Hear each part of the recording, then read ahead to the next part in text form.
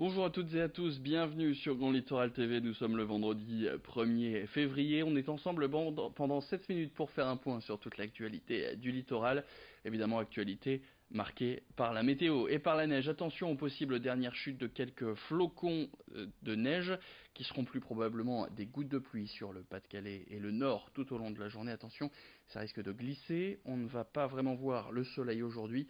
Attention aussi aux températures, il va faire très froid, on atteindra péniblement les 3 degrés au meilleur de ce vendredi.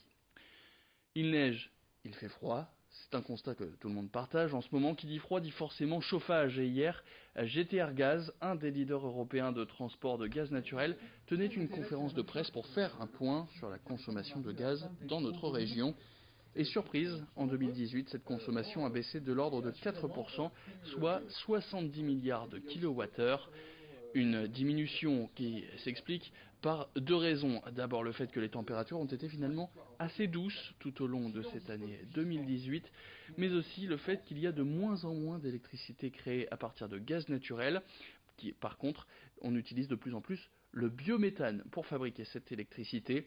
Depuis 2018, 11 sites de production de ce gaz ont été raccordés au réseau gazier de la région, sites qui produisent l'équivalent de consommation électrique de 16 000 foyers. Plus d'explications sur ce nouveau gaz au micro de Marc Gosseil. La métropole de Lille est effectivement précurseur en termes d'utilisation du biométhane. Aujourd'hui, les bus de la métropole de Lille roulent au biométhane, au bio-GNV. Il se dégage beaucoup de perspectives dans le développement du biométhane en région des Hauts-de-France. Les capacités inscrites dans le registre, donc les futurs projets, ont doublé entre 2017 et 2018. Autre actualité de la région, cette lettre ouverte signée par plusieurs syndicats en direction de Xavier Bertrand, le président du Conseil régional des Hauts-de-France, la CGT, la CFDT, FA, UNSA, Sud et FSU dénoncent une diminution des effectifs au Conseil régional avec près de 800 suppressions de postes depuis 3 ans et l'arrivée de Xavier Bertrand à la tête de la nouvelle grande région. Des syndicats qui relèvent aussi la précarisation de certains contrats, notamment dans les lycées, ce qui entraînerait selon eux une baisse de la qualité du service public. Enfin, dernier point souligné, une augmentation d'arrêts maladie et de démissions dans les services, preuve d'un climat social dégradé. Dans cette lettre, les 6 syndicats demandent une rencontre avec Xavier Bertrand, le président de la région qui les a depuis renvoyés vers la vice-présidente du personnel, Brigitte Fourré, qui propose une entrevue fin mars.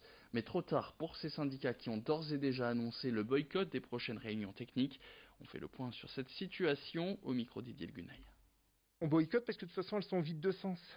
C'est dans l'intérêt des agents qu'on fait cette démarche, c'est-à-dire pour interpeller Xavier Bertrand, pour lui dire rendez-vous compte, vous avez le même travers qu'Emmanuel Macron au niveau national, vous vous coupez des corps intermédiaires, vous prétendez être en prise directe avec les agents, alors que les agents, comme dans la société, ils se détournent de vous parce qu'ils n'ont plus confiance dans vos propositions et dans votre manière de gouverner. C'est pareil à la région.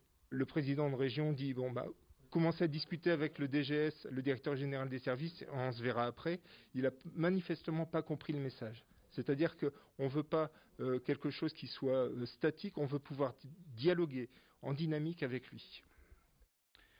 Une idée sortie maintenant pour ce week-end, direction Capelle-la-Grande près de Dunkerque, et plus précisément le Palais de l'Univers et des Sciences, qui est donc gratuit tout au long de ce week-end. L'occasion de découvrir ou redécouvrir les mystères de la Terre et surtout de l'univers, avec notamment cette nouvelle exposition appelée Astronautes, et donc vous devinez forcément le thème. Comment font-ils pour boire, pour manger, pour dormir dans l'espace? Les visiteurs sont plongés dans la vie de ces astronautes au travers d'animations, de spectacles ou même d'ateliers, et puis des séances de planétarium qui sont toujours spectaculaires. Les fans d'espace et les curieux ont donc rendez-vous tout au long du week-end, samedi et dimanche, entre 10h30 et 19h au Palais de l'Univers et des Sciences, et c'est gratuit. Plus d'informations tout de suite au micro de Marine Kichek. Vous avez peut-être déjà vu des vidéos où les astronautes essayent de boire et on voit quand le liquide sort de la bouteille, ça fait une espèce de grosse bulle géante qui flotte un peu partout. Alors en fait, pour éviter déjà ce phénomène, parce que l'eau finalement ne va pas dans la bouche des astronautes mais va un peu partout dans la station, et ça c'est pas très bon pour tous les appareils qui se trouvent autour, les astronautes utilisent des pailles Donc le liquide se retrouve à l'intérieur d'un sachet qui est relié à une paille et les astronautes boivent à la paille. Par contre, vous pourrez voir dans l'exposition qu'il y a une tasse spéciale qui a été créée spécialement pour la station, qui s'appelle l'ISS Cup, qui est une tasse avec une forme particulière qui permet de boire du café à la même façon pratiquement que sur Terre. Et puis c'est peut-être pas forcément la saison des mariages en ce moment, mais peut-être celle de l'organisation de ces événements. Alors pour les préparer, certains préfèrent tout gérer eux-mêmes et d'autres optent pour déléguer. Alors depuis quelques années, le métier de wedding planner a fait son apparition. Margot Sailly a rencontré l'une d'entre elles, elle s'appelle Alice Denis. Auparavant, elle était assistante de direction à Paris. Elle s'est depuis peu reconvertie dans l'organisation de mariages. Sa particularité, c'est la création de décors uniques avec des objets récupérés auprès de particuliers ou chinés dans des brocantes. Autre particularité, elle organise des cérémonies laïques pour ses mariages. Alice Denis, on l'écoute tout de suite au micro de Margot Sailly. Aujourd'hui, de plus en plus, des couples se retrouvent dans l'impossibilité de se marier à l'église ou à la mosquée en raison soit de divorce, de mariage mixte, religion mixte, de couples homosexuels. Il y a plein de raisons qui font que les lieux de culte vont fermer leurs portes, mais les couples souhaitent quand même avoir quelque chose d'un peu spécial et de particulier, ce que je propose également via la cérémonie laïque. Donc une cérémonie qui retrace un peu sur le même principe qu'une cérémonie religieuse. Je rencontre les couples avant, évidemment. On discute pendant 1 heure, 2 heures, 3 heures. Si besoin, on se voit une deuxième fois. On choisit ensemble le squelette, c'est-à-dire le déroulé de la cérémonie. Il y a plusieurs axes, plusieurs angles qu'on peut aborder sur une cérémonie. Une fois que ça s'est figé, je leur dis plus rien et c'est moi qui écris la cérémonie.